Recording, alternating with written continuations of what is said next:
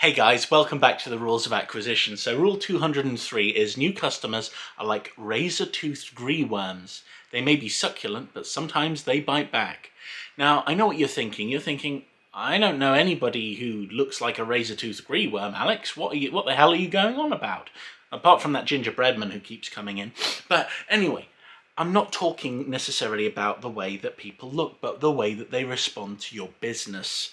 So, when you've got a new customer that comes in, yes, they may really like your products, they may really like your brand, but they also can be people who have a negative reaction to it. So they might not like your product or brand. They might want to leave a really, really bad and negative review. So it's always good to recognize new customers and be friendly and hospitable to them, look out for them and make them feel good, because that way you'll be able to have your nice juicy succulent greenworms and you won't have to deal with as many greenworms that will bite you in the face.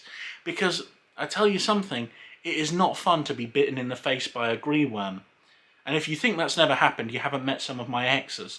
Anyway, think about it like that, and hopefully you will provide a much higher level of customer service and make sure all your greenworms are as juicy and succulent as possible. God, this was a hard one to do. It's hard to do this kind of thing seriously. Anyway, catch you later. Bye.